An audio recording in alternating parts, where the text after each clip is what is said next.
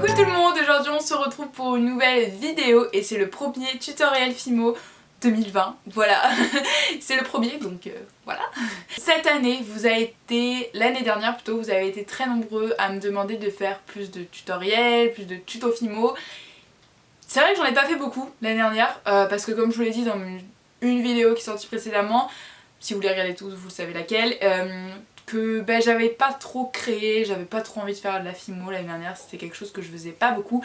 Mais cette année j'ai envie de reprendre ça et donc j'ai envie de vous sortir un tutoriel polymère par mois. J'ai déjà les 4 premiers mois qui sont prêts donc je pense que je peux tenir mon coup. D'ailleurs s'il y a un tutoriel que vous avez envie de voir, je serais très curieuse de les voir en commentaire pour pouvoir voir ce que je vais faire avec.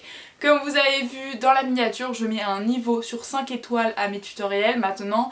Alors c'est pas précis parce que je suis pas une pro donc j'essaie de faire ce que je pense le plus juste. Donc ce premier tutoriel a 4 étoiles. Mais en vrai, j'hésitais entre 3 et 4, donc peut-être que je lui aurais mis 3,5, je sais pas encore parce que j'ai du mal à me décider. C'est tout simplement une petite tarte renard que je me suis inspirée d'une photo sur Pinterest que je vous mettrai juste là. Voilà, donc pas tous les tutoriels seront inspirés d'une photo sur Pinterest, mais là c'est le cas, donc je voulais vous informer puisque je n'ai pas inventé. Et voilà, je suis honnête avec vous.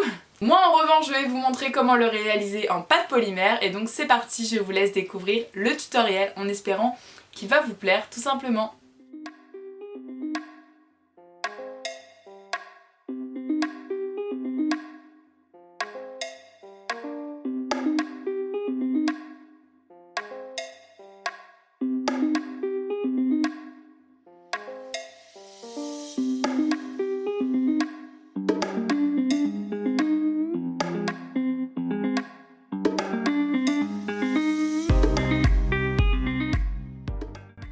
Vous allez aplatir assez finement une plate de couleur écrue, puis vous allez l'emporte-piécer avec un emporte-pièce rond.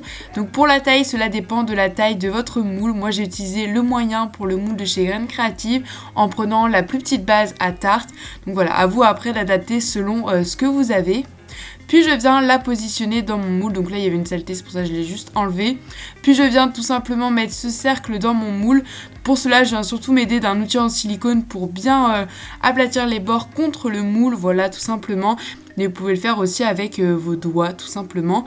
Et le rouleau pour bien aplatir le tout, et ensuite avec ma lame je vais enlever l'excédent.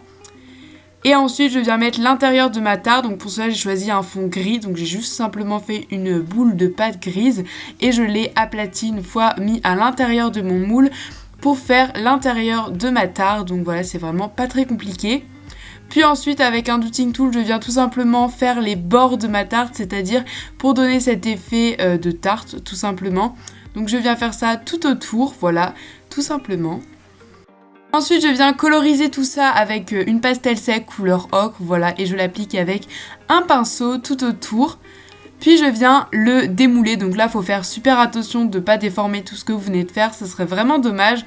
Donc voilà, je démoule pour voir le résultat, comme vous voyez ça fait un bel effet tarte. Puis alors là c'est le moment que si vous voulez l'accrocher par la suite, où il faut mettre une tige à œil ou une tige à tête plate, c'est à vous de choisir. Moi je préfère les tiges à tête plate pour être sûre que la création tienne une fois mise en porte-clés ou autre support de montage. Ensuite je viens faire une plaque très fine, enfin assez fine de blanc tout simplement, et je viens prendre mon moule que j'ai utilisé pour l'aplatir dessus. Là vous vous dites mais qu'est-ce qu'elle fait?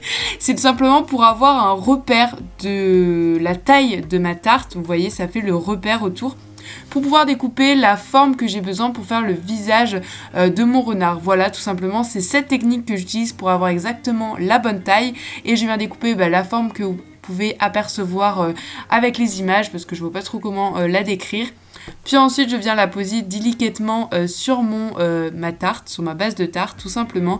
Donc voilà, je viens de m'aider de mes doigts et aussi de mes outils en silicone comme tout à l'heure. Ensuite pour donner cet effet chantilly, je viens prendre mon dotting tool encore et texturer tout simplement. Comme vous pouvez voir, vous faites des mouvements aléatoires pour donner cet effet de chantilly sur votre base blanche. Ensuite vous allez prendre une plaque à peu près de la même taille mais cette fois de couleur grise pour faire les oreilles. Donc voilà, je coupe 2 petits triangles d'à peu près la même taille et cela formera les oreilles de mon renard. Donc il ne faut pas que ce soit trop fin non plus pour pouvoir être assez solide après cuisson. Donc voilà, je viens les enlever de la pâte. Et ensuite je viens découper 2 petits triangles, cette fois-ci plus petits, de blanc, pour les mettre à l'intérieur des oreilles pour former un peu de relief à tout cela. Et il me restera plus qu'à les mettre sur ma tarte à l'aide d'un outil en silicone pour bien qu'elle soit réunie avec la tarte et pas qu'elle s'enlève tout simplement. Donc c'est important de bien s'appliquer pour cette étape.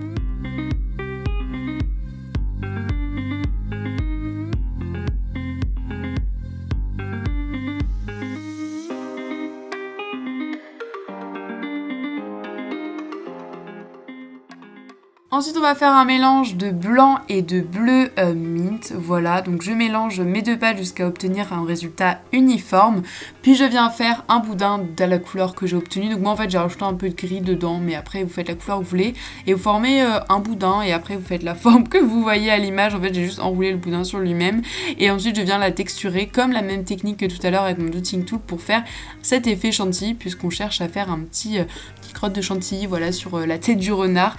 Donc voilà, je viens la positionner avec mon doodling tool toujours. Et ensuite on va passer un peu à la décoration. Donc pour ça j'ai décidé de faire un flocon en même temps qu'une fleur. Enfin c'est un flocon mélangé avec une fleur.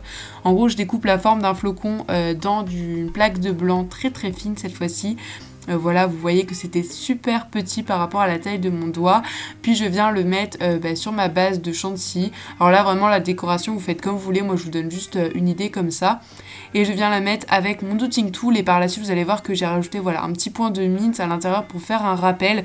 Voilà, et j'ai mis aussi du mint pour le nez du renard, donc à la place où vous voyez que je le mets à l'écran. Et ensuite pour les yeux j'ai pris tout simplement du noir que j'ai étalé en boudin vraiment très très très très très fin et j'ai coupé délicatement pour les mettre en forme de ses yeux en fait tout simplement. Donc voilà, en arc de cercle. Donc ça c'est vraiment quelque chose qu'il faut faire finement pour avoir un résultat optimal.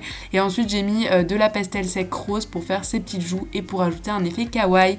Il vous reste plus qu'à le mettre au four à 110 degrés pendant 30 minutes.